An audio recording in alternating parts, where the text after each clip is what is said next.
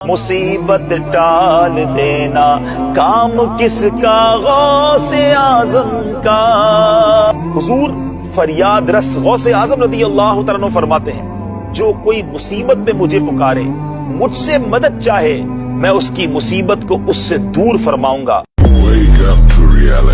بھلا کون بے قرار کی التجا قبول کرتا ہے جب وہ اس سے دعا کرتا ہے، اور کون اس کی تکلیف کو دور کرتا ہے، اور کون تم کو زمین میں اگلوں کا جانشین بناتا ہے؟ یہ سب کچھ اللہ کرتا ہے۔ تو کیا اللہ کے ساتھ کوئی اور معبود بھی ہے؟ ہرگز نہیں، مگر تم بہت کم غور کرتے ہو۔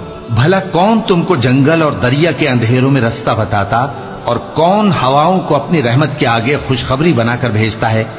یہ سب کچھ اللہ کرتا ہے۔ تو کیا اللہ کے ساتھ کوئی اور معبود بھی ہے؟ ہرگز نہیں۔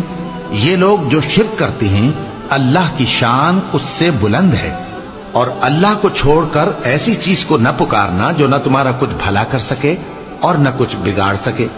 اب اگر ایسا کرو گے تو ظالموں میں ہو جاؤ گے، اور اگر اللہ تم کو کوئی تکلیف پہنچائے تو اس کے سوا اس کا کوئی دور کرنے والا نہیں، اور اگر تم سے بھلائی کرنی چاہے تو اس کے فضل کو کوئی روکنے والا نہیں۔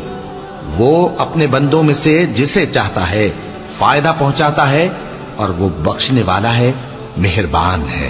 کہہ دو کہ لوگوں، تمہارے پروردگار کے ہاتھ سے تمہارے پاس حق آ چکا ہے، تو جو کوئی ہدایت حاصل کرتا ہے تو ہدایت سے اپنے ہی حق میں بھلائی کرتا ہے، اور جو گمراہی اختیار کرتا ہے تو گمراہی سے اپنا ہی نقصان کرتا ہے، اور میں تمہارا وکیل نہیں ہوں۔